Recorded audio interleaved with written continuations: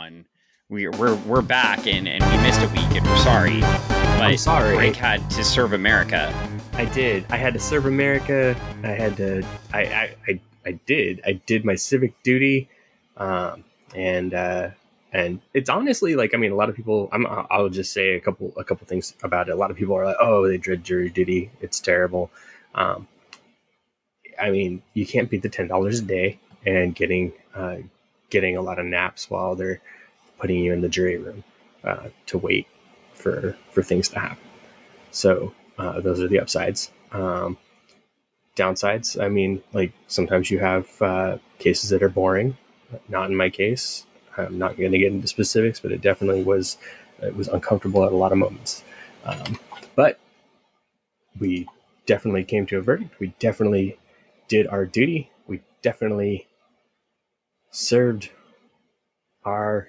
I even got a certificate that said I was a servant of justice. Well, that's amazing. I mean, just like Captain America, you are a servant of justice. It very, very much was fitting. I think I was even wearing a cap shirt when I got it. So, well, I think the good news is this is like moving out of Legion 89, which was making fun of the drug war. We're now moving to 1990 to Captain America, who is dressed like the Protector. He is the Protector. I mean, no, it's he's not the Protector. And if you realize a few episodes back, and I'm sorry, but you may not even be able to get that far back in our collection because for some reason our feed has split and you can only see the last like 14 or so episodes. And we're sorry for that. We're working on fixing that. We're deeply apologetic to the listeners. Because we know after you listen to this episode, you're going to want to go back and listen to those Teen Titans drug issues to see if my blood pressure was higher during those or this. I think your voice was even like the timbre in your voice got higher and higher as we as we discussed things because you were so angry with the book. Well, I mean, this book may make me even madder because it's later and it's like we should have known better by now. But I think if we again, this is one where if we were talking about this in 1990, I think we'd be having a very different conversation. Oh yeah, no, I there's a lot of cultural hit points in the book that tie it back to relevant pop culture. Don't get D&D involved or any role playing. There's no hit points in this book. I'm sorry. I've rolled a 1 on this one. No, Mark Gruenwald rolled a 1 on this one. Oh, sorry for disrespecting the dead.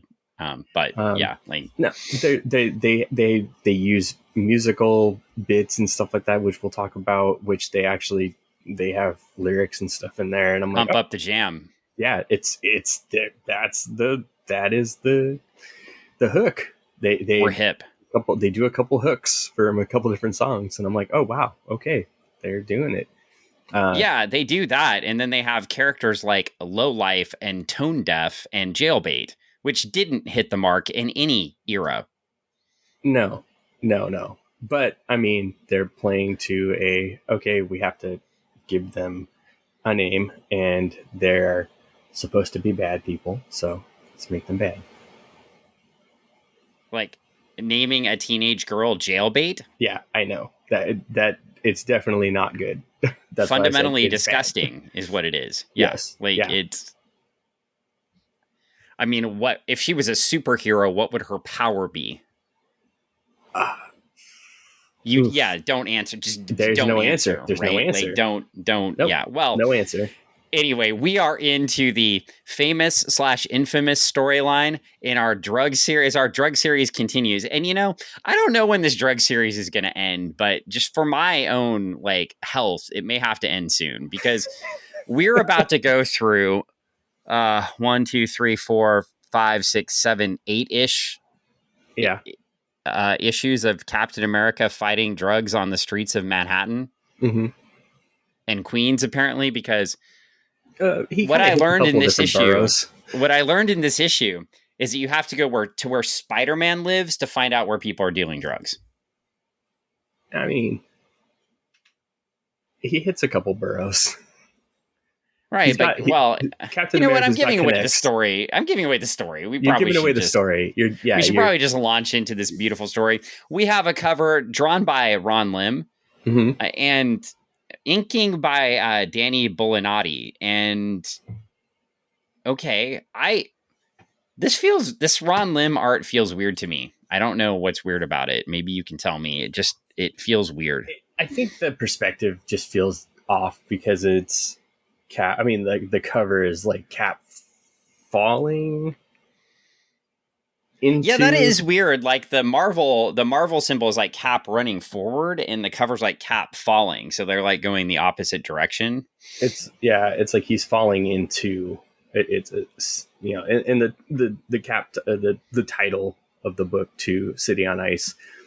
It's like he's falling through a city of ice, and it's a very, I don't know, it's kind of jarring. Maybe he's falling he's falling backwards into it, he's falling forwards into it. I can't really tell. So to me, the perspective's off, and that feels kind of off. Well, this issue, it was approved by Comics Code Authority, and if there was any issue I wish they hadn't approved, it might be this one, or of course our favorite US one. Like, if they had saved us some.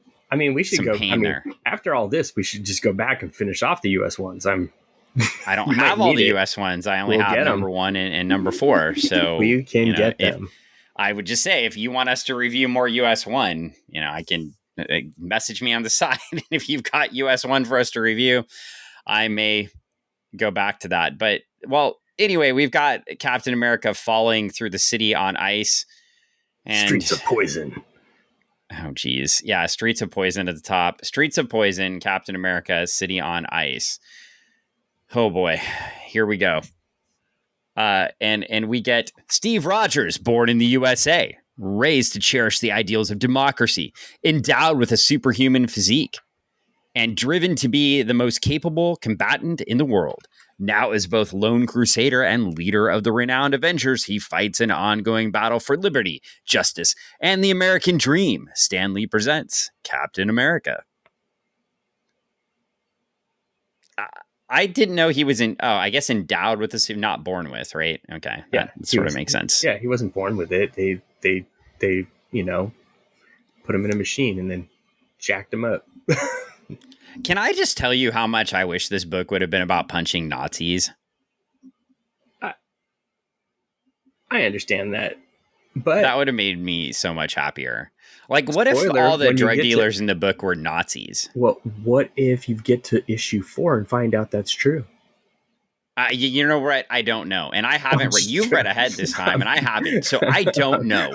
That could be it. Like, maybe, just maybe, we're going to find out that they are all Nazis. So, and I would be, you know what? Honestly, if the Red Skull is running this, that could be better. You never know. I guess. That's why I didn't say more. I don't want to say the story will be better. I'll just be happy because I get to see Captain America punching Nazis. Mm-hmm. Well, anyway, we have Captain America flying on something. His sky cycle. Oh, yeah. It's apparently new. Do you recall the Sky Cycle? Since this is probably the second Captain America comic I've ever read. And the last Captain America comic I read was like some crossover with the Avengers in like the 80s. So do you know anything about this Sky Cycle? Oh, yeah. Cap has the Sky Cycle. He flies around the city on it so he can fly and, be cool like, Iron Man and all. Okay, so what? Like, explain to me something, because it's a little bit of spoiler for later. But so who so Captain America just came back as Captain America, though, right? Yeah, he'd been gone. Air quotes gone, and there was a different Captain America. He was replaced by another Captain America. Okay, was his name Johnny Walker? Yes. Okay, so that was true. Okay, anyway, I'm spoiling the book some more. So, well, not really. I'm getting to the more interesting part of the book that was at the end. Not necessarily spoiling the book. You're putting out there stuff from previous issues that, if you had read other stuff, then you would know that, yes. And also the end of the book, which is a crossover U.S. agent story in the West Coast Avengers universe, which is way more interesting than the main story. Mm-hmm. Well, we get into, Captain America, and he's flying on this thing, and he somehow is flying on a sky cycle, but he's able to land it on a rooftop next to some dude behind him without the guy ever hearing him. And he comments like that the sky cycle is quiet as a kitten purr. That physics would not allow this to happen. Sure it would. So is it magical? Does it have does the sky cycle have a super serum? It's like a giant drone, man. It's got those bzzz, so it's that would not be you would hear that if that landed behind you. No, not in a giant city. Not with all the cabs and the police cars and the ambulances and fire trucks and gunshots and other things like that. I mean, Well, he pulls up behind somebody he calls Boom Slang. Boom Slang. What is this? He's Boom Slang. Don't you know? Yeah. No. What? Explain to me what this is. I don't know what this is. I honestly, okay. So I was at a loss as well. So I was like, oh, okay. Boom Slang. Okay. Yeah. What is he? He's a snake, right? I don't know. He's kind of like a boom slang is a tree-dwelling venomous African snake. Okay. So we know that. Well, he hangs out with Cobra, right? With Cobra. Is Cobra the right thing? Hang on. It'll tell us in a second. I'm jumping ahead. He hangs out with some bad guy group that Captain America fights, right? Yeah. So, yeah, it's... Okay. We've got that. I mean, presumably he hangs out with them. We don't know that for sure. Yeah. Which, but he's... Yeah, Cobra, I was right. He jams off the building. He's like, I'm out of here. See, Cap's so... I gotta go follow him.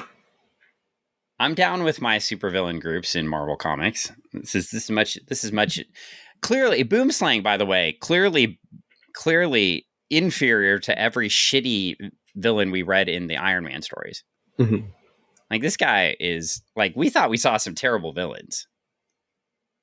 This guy, pretty awful. He kind of looks like a weird henchman that would just come out of G.I. Joe Cobra. So I mean, he's like Zartan. Yeah. Oh, come on, Zartan's cool. He's got a face that changes. He rides a cool motorcycle. Do you know this guy doesn't have a face that changes? I don't know. We're not really going to find out because he runs away. I know something changes in a minute. Yeah. This guy is a very competent supervillain. He runs away, and Captain America is nice enough to point out that there's no warrant out on this guy, so he can't really do much to him. I had no idea Captain America was so in touch with the day-to-day proceedings of the legal court system. That's good to know. I mean, It is Captain America. I'm glad he's watching out for our rights. Yeah. He's LinkedIn. He's LinkedIn. He's not on LinkedIn. That's not much on LinkedIn, later. But he's tied into stuff. Well, Boom Slang. Yes. The snake goes down an alley and gets murdered. It's by I laugh. 1, 2, 3, 4, 5, 2 people with guns and 6 people. Yeah, they just come out and light them up. It's just a panel of gunshots, and then Cap's like, oh, good Lord, they gunned them down. And presumably these are all gang members because Captain America just announces that. The Captain America sounds like he was born in the 1940s. Yeah. Oh, gangsters. I guess, when was Captain America born? 30s. In 1920? 20 something, 29? Well, no, it has to be the 20s, right? Because he got the super serum. Yeah. Okay. He was 18, 17? 17. So maybe the early 1930s? Yeah. So, yeah, he sounds like it here. Despite their heinous deed, they're juveniles, and I have to go easy on them. What the? who's writing this dialogue? Because a couple of pages ago, we were treated to the hip, melodious sounds of boom slang, listening to He was listening When You to, Want It, Baby, You Got It, Bust a Move. Yeah. Young MC. We're hip in this comic book. I just want to know that I'm not going to attempt to read any of the lyrics in the fashion that they were meant to be read in, because I'm going to read them in how I feel Captain America would read them. It seems appropriate. Yes, yes. It is his book, after all. That's true. Well, Captain America starts fighting people, and the gang members shoot each other. I don't know why. Well, it's a crossfire. They go to shoot Captain America. They end up taking out two of their own. Oh no. Cap's like, drop your guns before anyone else gets hurt. And none of them are dead here, but they're dead when they get to the hospital. So that's how they got approved by Comics Code Authority, right? Nobody actually got dead. Yeah, no one actually got dead. But the one guy that yells, he yells and screams like he's dead, and then he's sitting up on the next panel, like 2 panels later. And Boom Slang says, yeah, he got shot a bunch. Yeah. So he's still alive. Good news. So next panel, we get Captain America at the hospital, and he says Boom Slang's chance of pulling through this is 50-50. One of the kids shot was DOA and the other critical. And then we got an editor's note explaining to us what DOA means, dead on arrival. I mean, I didn't announce the group that wrote this comic and everything. So Mark Gruenwald wrote this. Ron Lim penciled it. Danny Bulanadi inked it. I guess I announced that. Joe Rosen is the letterer. Steve Buccellato did colors. And Ralph Machio is the editor. And Tom DeFalco is the editor-in-chief. Damn you, Tom DeFalco, for the Clone Saga. Just, I need to say that every time we see Tom DeFalco. I know you're a big fan of the Scarlet Spider, personally, right? I mean, I like myself some Spider-Man. But I like the Spider-Man I've read so far, but I have a feeling if I ever make it to the Clone Saga, I'm going to just be sad. I don't know. You might like it. It's different. I was sad when I read The New Day. I was there for that. Let me choose between Aunt May and my wife. I feel like some Spider-Man decisions aren't always the best, but we're not talking about Spider-Man. We're not talking about Spider-Man. We're talking about Captain America's decisions. And we're talking about Ralph Machio. Ralph Macchio's decisions. Machio. The Karate Kid. Making sure he gives us this great editor's note on what DOA means, because nobody knows what that means. So now we get Captain America back in the Captain America lair. Avengers headquarters, Captain America. This doesn't look like a mansion. I mean, it's the headquarters. Last time we saw it, it's not the mansion. It's probably the penthouse. Oh yeah, last time we saw the Avengers when we were reading Iron Man, they lived in a mansion still. Yeah, I think they're on the penthouse now. Where's Jarvis? He's not around. This is highly disappointing. I would expect Jarvis to greet him, but some dude. He looks like I don't know who this guy is. His name is Michael, and he's wearing an Avengers henchman outfit. It's his nightwear. He was going to bed. If the Avengers had a henchman, clearly this is what they would wear. It's just like a I don't even know what kind of jacket this is. It's kind of like a gi. It's what it looks like to me. With the most generic A ever on it. A for Avenger. Well, he announces to Captain America as his story moves along quite quickly. At least I can give it that. If you're going to give me a terrible story, at least move it quickly, right? Though I feel like this run is 8 issues, so I'm not sure how quickly it actually is. How quick it actually is. It's quick. Well, anyway, you're just going to keep telling me that, right? So I'll keep going. Hopefully, yeah. No. Yes. Well, we've got Fabian here, or no, sorry, we've got Michael talking about Fabian. I don't know who any of these people are. I assume you do? I do not. How, didn't you read all of these comic books? I probably did, but I don't. I mean, it's 20 plus years ago. I don't remember everything I've read, ever. Well, Marvel Database says Fabian Stankiewicz. He's like a tech mechanic. Is also known as Mechnonaut.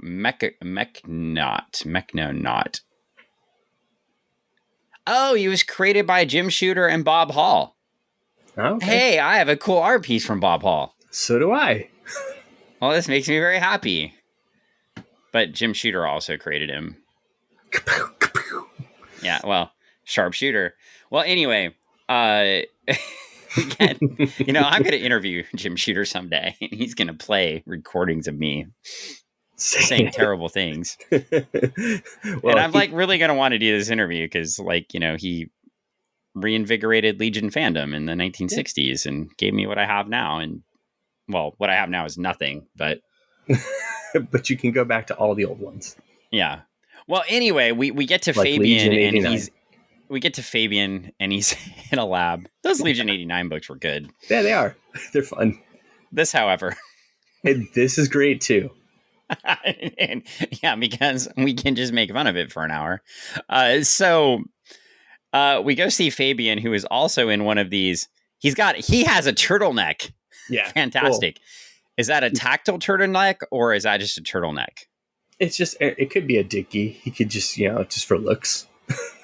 Yeah, it could be. I mean, Archer used the tactile turtlenecks, right? So, yeah. I mean, it's incredibly well. And then we get Captain America confronting our good friend, and he's a little fucked up right now. Oh, yeah, he is off his nut. He is a little, I would say... just a little on the sketchy side. Yeah, well, Captain America asks him what's going on. He says, oh, yeah, it's a debugging device, a brain debugging device. What else? The Master of Evil planted a biobug in my brain, and now they can hear everything. And I'm thinking they are broadcasting my thoughts and to everyone, and now everyone knows. And can you hear my thoughts, Captain? Can't you? And he's a little unhinged.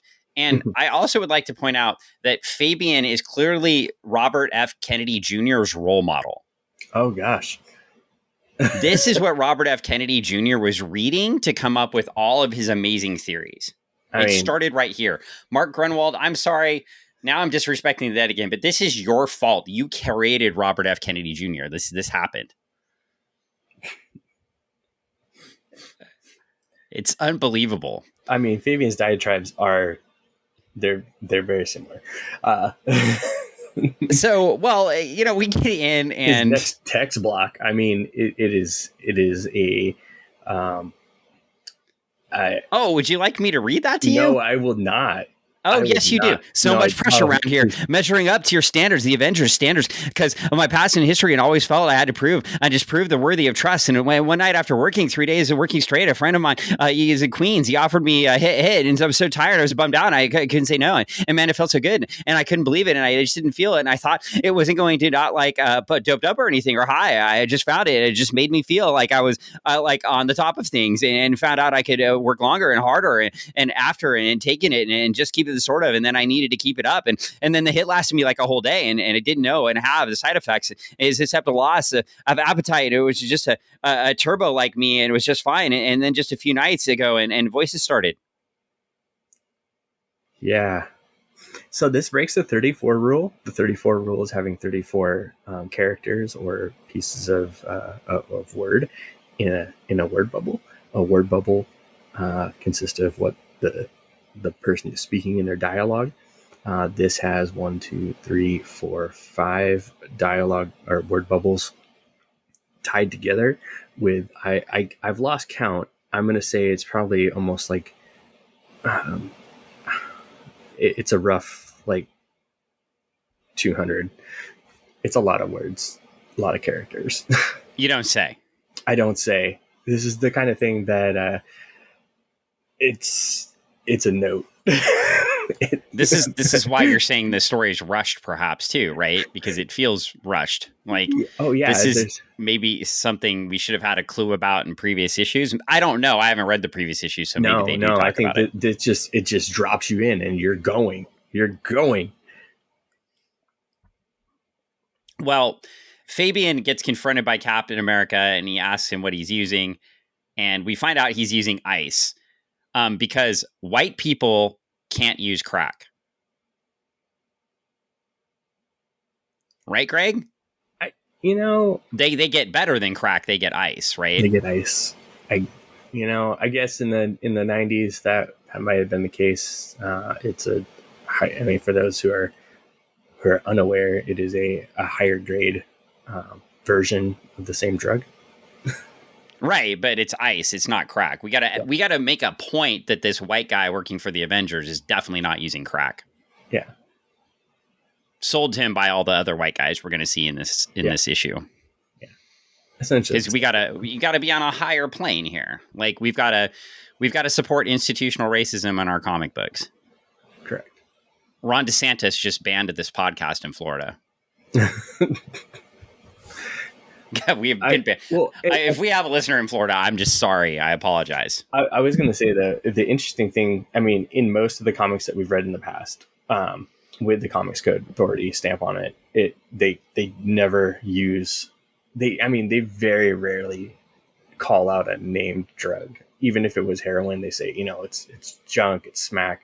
They usually use a like a synonym for it, right? This is a street name for a baseable cocaine. It is definitely the name, the quote unquote, if you call it a brand name, right, of something. And this is like, oh, hey, if you watch the news, that's what you know it is. So it is definitely different to me than most of the other comics we've read. Well, it's similar to the issues with the Teen Titans corporate sponsored drug issues where they kept referring to angel dust, right? Like somebody had something to grind against one drug for some reason. I know they mentioned a ton of drugs in those stories, but angel dust seemed to be the focal point, right? That's true. And but here, I find it so interesting though, when that book came out, I mean, angel dust was not. Yeah, it was what we say 6 or 7 years after the quote unquote news articles and everything we're talking about it. It was and pretty the 60 removed minutes from the piece. scene. Yeah, so and again, I haven't done the in-depth research, and you know what? We've got like 8 freaking episodes of this to do it, so I'll go dig in on the research on this to try to figure out like why ice would suddenly be like the target here, right? Why is this? It was time frame wise, it was a hot drug for like at least 6 or 7 years. But it just looks bad, right? When the white people, like the way they present it, right? Like it's just all white people talking about, well, I use ice, and then he goes and Captain America goes and researches it in a few pages and like talks about it being a higher class of drug, right? Mm-hmm. Well, anyway, we get some henchmen, I think, or maybe not henchmen. By the way, who the hell is Diamondback? It's a good question. Is Captain America's girlfriend, right? I guess. Apparently, it's like his protege, or his not protege, his gal pal, Rachel Layton. And I'm learning so much about Captain America today. It's created by Mark Gruenwald in Captain America 310. So, team affiliations: Avengers Resistance, the Initiative, Bad Girls Inc., the Serpent Society, the Femizons, and S.H.I.E.L.D. Can we... The Femizons? We can track that down later if you want to. It sounds interesting. You're like, don't track that down right now. I want to read an issue with the Femizons. There you go. That's on the docket for later. Let's find out what these bad guys are doing.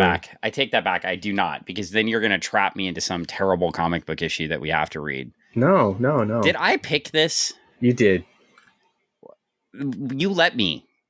I did not. I cannot take responsibility for this. So anyway, we're off now. We've got 2 men, and they are walking around. It's like they're trying to break into the building that the kids were shot in front of. Yeah, and they're joking about the blood being everywhere. Yeah. And then they quote see a chick in spandex. And she tells them to leave, and they turn around to shoot her, and she's gone. I'm presuming that's Diamondback? Don't know. Just see a shadow. It's fair. It could be... Well, she's probably dead at this point, so it can't be her. What other female superheroines live in New York? I mean, a few. Firestar? Could be Black Widow. Could be. I Could don't be know. Firestar. Could be. It could be. Maybe we'll find out as the book the progresses. Invisible Woman. Maybe that's why they were confused. Yeah. Because she was invisible and they just saw her hand. Mm-hmm. I must be missing some, right? The Wasp. It could be the Wasp, right? I don't know. Well, I'm sure we'll find out as the book series progresses. Well, you don't want to speculate right now? I mean, I don't. We could go through every single person. Because you will do that for the next hour. Your accusations here, like, I literally know nothing. Like, I'm just guessing Marvel superheroes. Like, I'm sure our listeners are. I don't know how anybody that listens to me talk about the Marvel universe in the past, like, isn't furious when I'm talking, because I just literally have no idea what I'm talking about. This is great. It is great. Well, I did learn a lot about Iron Man in our last Dazzler, okay? I'm sorry, Dan. It's the Dazzler. Dazzler? Okay? It's Dazzler. Wasn't she like in the UK at this point or something? Yeah. I mean, by 1990, they had thoroughly gotten Dazzler out of everything, right? Like that was that they rode that horse and then murdered it. Like, it's when they switched her costume from the roller skate costume to the bodysuit costume that was in the video game. That was just. I mean, she was the coolest person in the X-Men video game, though, because she just touched the ground and it like killed everything around her. Yeah, I loved that power in the video game. Like that was cool stuff. Pretty cool. The console video game for those, with the 4 players and it was pretty amazing. Well, anyway, now Captain America is going back to do some internet research, and we get to read a tome again of Captain America's thoughts. We even get a screen that talks about ice, a form of methamphetamine or speed. Its name derives from clear crystal form it takes. Ice is believed to be more addictive than crack cocaine. Like crack is smoked in a glass pipe. So the ice is methamphetamine, not cocaine. Yeah, it's I said baseable substance, so it's like it's I guess it's crystal. What we call crystal now. It's crystal meth. Okay, so we've got crystal. Okay, so you were saying it was only popular back then. Well, the name of what it was poppy, and now it's crystal meth. So Fabian was so messed up, he thought he was doing cocaine. I don't think he knew what he was doing. I'm pretty sure most people don't know what they're doing when they're doing drugs, and that's why you shouldn't do them. Well, and being hungry all the time is definitely meth. So or not hungry. Sorry, definitely meth. It's just weird. And cocaine. So let's go. Yeah, and again, I'll stop talking about this after this last comment, this part of it. But it's just weird then how they had to point out the crack versus ice dichotomy, right? Like, you could tell this whole story without ever mentioning the other one. You don't need to mention crack in the story, right? I mean, probably not. But maybe wrong. Just making a point that it's not this. I mean, Yeah. Right. It's not the one that has the racial connotations for one race. Connotations for one racial group, and this is the one that has racial connotations for the other group. I think if they're trying to make a point at the time that it's not this drug that you think it is, because they're trying to highlight a different type of drug that might be new that people are using, and they're using this as an educational tool and a teaching. Well, one of the antagonists is named Tone Deaf. You're like, I don't want to hear what you have to say, Greg, because you're making a good point. Thanks, Dan. I wasn't talking about you being tone deaf. I was talking about the writer being tone deaf. I thought you were making a good point. That wasn't tied to your point, Greg. It was tied to the story. Oh, no, I understand that. I just I'm done listening to you and your good point you're making. I'm always like that. This is no different than normal. That's true. It's not like I'm distracted by all the words on this page. Oh, or I know. anything. It's just another info dump. I'm not. I mean, you buy a comic book to read it and to look at the pictures, I guess. So This is what we call heavy-handed. It is, yeah. Like, here's a sobering statistic. America has but 5% of the world's population, but the world's population... Wait, I'm going to read this one more time because it must be written better than the way I just read it. Here's a sobering statistic. America has but 5% of the world's population. But consumes 50% of the world's illicit drugs. How long have we been hearing these statistics before? Probably about 40, 50 years. Yeah. I mean, because societies that, kill you for drug use or put you in long incarcerated sentences for drug use, kind of like we do sometimes, but for the most part, they're probably not tracking their drug use statistics either. Probably not. I've always thought this was an interesting fact. It's like, well, whose other statistics are you trusting on a comparison basis? Yeah. Well, anyway, we're back to this thing.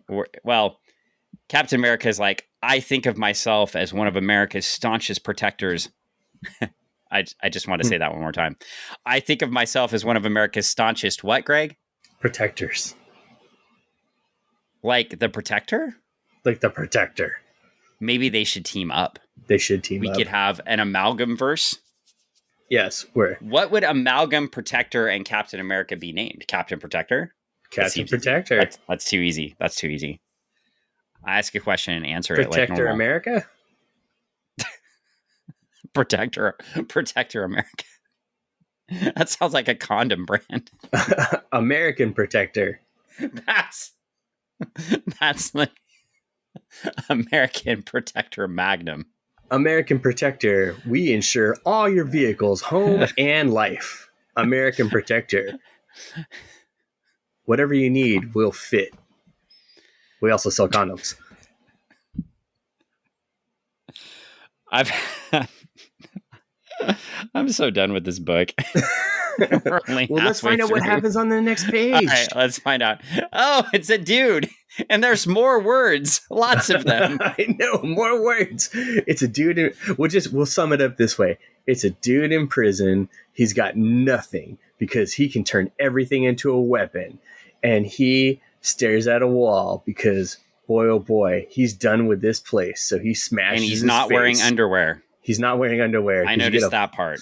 Get a full view of his back. Well, he's got a medical gown on, so the backside opens up. I hate when I go to the hospital and I have to wear one, and I'm just like cheeks are flapping and stuff. And then the nurses are always like, "There's a way to do that where it doesn't do that." And I'm like, I don't know. I mean, you would think I would know after going to the hospital. Well, anyway, he hits his head into a wall, and then the police came in, and he's faking it, and he hits one with a tooth and hurts him, and then grabs a gun and shoots one, and then takes the other one and says that he's going to murder him if he doesn't lead him out of the jail, and he's going to murder him anyway. So I'm not really sure why the guy took him out of the jail, but actually we don't know that yet. We just started. Yeah. Presumably this is Bullseye. That upon my first read of his massive info dump, I was like, oh hey, it's Bullseye. Man who can make anything a weapon, and then I watch him shoot a tooth into the guy's face. Yeah, I like out of his mouth. Yeah. Okay, so Bullseye is like tell me about Bullseye, right? Because I haven't. I'm sorry, everyone.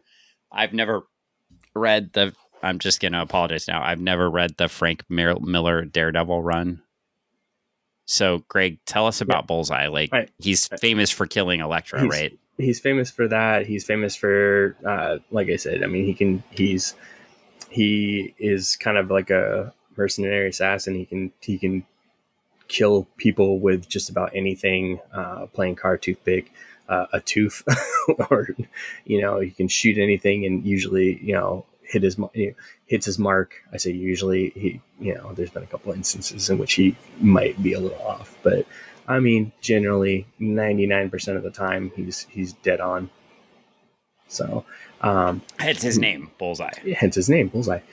He wears a really cool costume with a bullseye on it. So, I would think if like my name was Bullseye, like I wouldn't wear a costume with a bullseye directed at my face. That'd be true. I mean, that just seems to give other people a target. Yeah. It seems like a terrible idea for a costume. Yeah. I mean, it's like naming your store Target and wondering why it gets robbed all the time. Yeah. Oh, well, that's fair. Maybe Bullseye needs to be employed by Target to stop crime. Yeah. They could work together. He could be loss prevention. Well, I think that would cut down on their both sales, their customer base, and thievery. So I think it's a good combination. Good combination. Well, Captain America. All listeners who work at Target. Captain America dressed up like a. I think the people that work at Target probably appreciated what we just said. Well, Captain America dressed up as Grandpa Steve Rogers. Yeah. I guess. Yeah. He goes to meet with Kid Gloves, who Fabian told us was his drug dealer. And Kid Gloves he's listening to some good music. Why don't you do it in the tone of Captain America, please? Oh, this beat is technotronic. Yeah. Pump up that jam, Dan. pump it up just a little more. Oh, I was supposed to read it like Captain America. Sorry. That's okay. Pump it up just a little more. Okay, so I don't know how this fits in with Captain America's polkas, right? Like he could have put a killer like polka beat to this. That's true. He could have. He's the Weird Al of his time. Of his time, everybody was the Weird Al of his time. He's the Weird Al. He's the Weird Al. Weird Al is like unique because polkas weren't happening anymore. He made Weird Al because he brought it to the now. Well, Kid Gloves is dressed up like a cross between you and me in 1990. Mm-hmm. Just very strange. Yeah. To look at him. And he's got those fingerless gloves that everybody loved back then. Oh, yeah. Popular. And then became re-popular when cell phones happened, that you had to touch the screen. Yeah, yeah. I never got the purpose of the fingerless gloves back then. Oh, it's just a cool look, man. Cool look. It's amazing. Well, he goes after him dressed up, and Kid Gloves thinks he's the Punisher. So he's super scared, thinks he's going to be murdered. So Captain America just goes around grabbing bad guys. Yeah, he's snatching them off the street just like the Punisher would. Yeah, so he gets Kid Gloves and then Moose Meat is his next person. Throwing him into a windowless van. Yeah, and they all think he's the Punisher, and then he leaves as Captain America, and they're like, oh, he's Captain America. And then they're like, oh, it's Captain America. And whoever's driving the van says, yes, we're working together now to put the fear of the Punisher in them. So, and then they're like, oh, gosh. They're like, we're going to die. And then he goes out and he goes onto a rooftop and he meets some dude named Napalm. And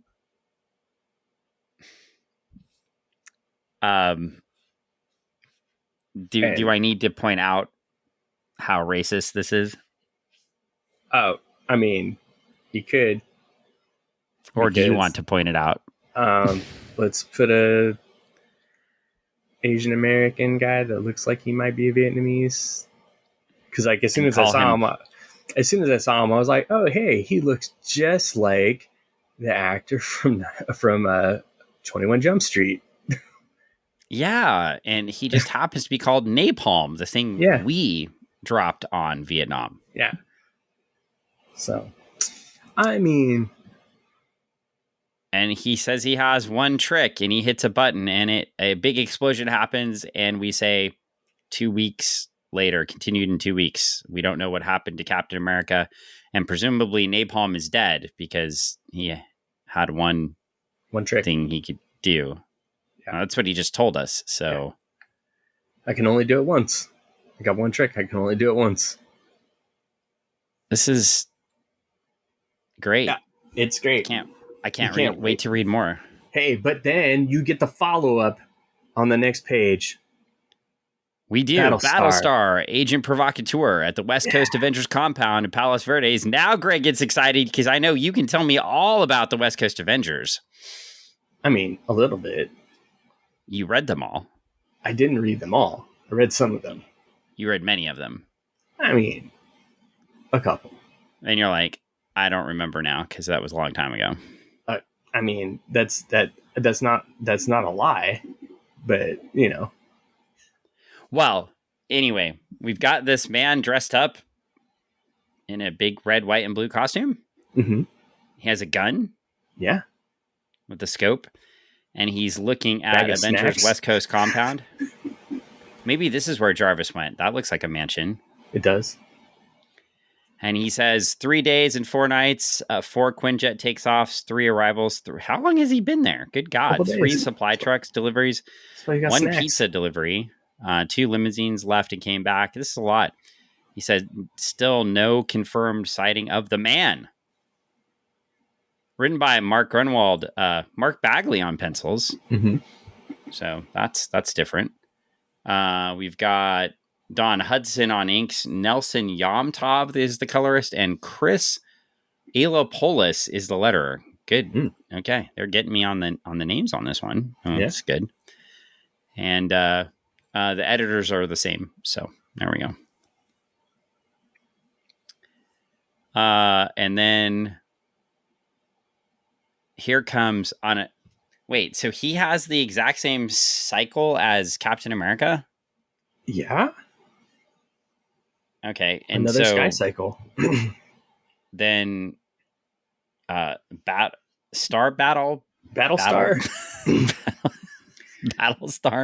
Shoots at him. Battlestar shoots at him with his it looks like a hunting rifle. U.S. agent who hasn't been named yet comes screaming, "Say your prayers, creepo!" Yeah. He's like, "Chill out." And he gives his shield back to him, and he says, Here it is you, isn't it, Johnny?" And he starts, for me, which is really nice. This was actually great. He starts recounting their history together. So he says that they were in Fort Bragg together. They became best buddies. They signed up for the Power Brokers experimental strength augmentation process. They worked together. So what was he? Oh, the Super Patriot. You know, the Super Patriot was an actual wrestler, so I don't know how I feel about it. That's a little weird. Well, I mean, they make a point to say that they were part of a wrestling. Right, but the Super Patriot was actually like a wrestler, right? Yeah, so, I mean, and the Patriot, and the Dark Patriot. Took his name from the comic book. Del Wilkes, the Patriot, and he was also the Dark Patriot, too. Was he ever the Super Patriot, or was he just the Dark Patriot and the Patriot?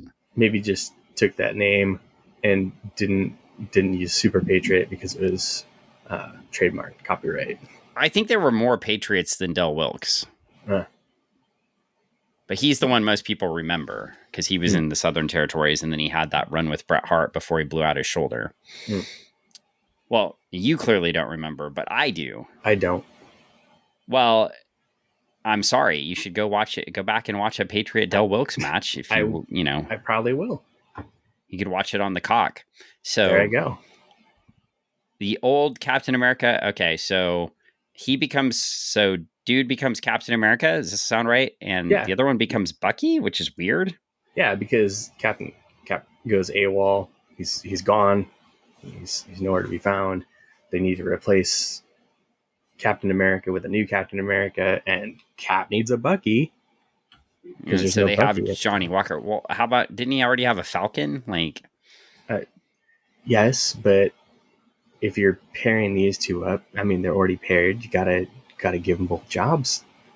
Okay, that's fine. You know? So anyway, apparently they have a press conference where he's giving the shield back, and Johnny Walker, Captain America, gets shot and murdered, presumably. Like, honestly, like Captain America in his history should just never walk on steps or have press conferences, because this Yeah, no. happens to Steve Rogers later. Oh, foreshadow. I mean, not for spoiler. Spoiler for a 10-year-old book, yeah, or 15-year-old book. But yeah, so anyway, we've got a mystery here, and new guy, New guy. Battlestar. Battlestar, yes, Battlestar. It's going through their entire history together, and U.S. agents like, I'm not Johnny Walker, or I'm not John Walker, and my parents are not dead. And he hits him and breaks his nose. Yeah, they start brawling. They're like, yeah, he's like, don't know why you're acting so psycho, buddy of mine. Looks like what you need is someone to pound some sense in you. Always the like logical approach if somebody's not acting, is especially if you think somebody's mentally ill, you definitely should start swinging. Yeah, I mean, it's the thing to do. It's a completely good policy. I did like that the letters pages were here. Mm-hmm. So, and what I think is interesting in the opening part of the letters pages, it says, I have to admit that Captain America has been a very satisfying comic since Mark Gruenwald has taken over. You've managed to make a great concept even greater by presenting us with fresh new ideas. Man Trap in issue 364 was another fine production in a long string of successful stories. With every issue, I find that I enjoy Diamondback more. So I'm interested to find out about Diamondback. So maybe I should go back and read a couple issues before this. So beforehand, I have half a clue. I will just say, though, I will have to respectfully disagree with Charles S. Novinsky from Grand Junction, Colorado. You know, I'm wondering, Charles Novinsky has a P.O. box here that's published. What if we wrote Charles Novinsky a letter and sent it with a stamp to find out what Charles Novinsky thinks about this today? What do you think about this today? Do you think he still is using that P.O. box? Do you think he's still He might around? be. It's a P.O. box. I mean, why else? He has a P.O. box. He thought enough to have a P.O. box, and he was clearly sticking around. We could, I guess. I don't know. It's something. I mean, listeners, if you want to write us that letter that we send to Charles Novinsky, maybe we should get some listener comments in there too, and we can write him a letter and find out. Well, I'm done with this book. How are you feeling about it so far? I feel like we don't have Captain America's dead, and we don't have to do any more, right? No, we haven't. There's 7 more issues that we have to read. I feel like there's a lot to unpack as we continue on this journey, Dan. I think you're going to be really excited about what happens next.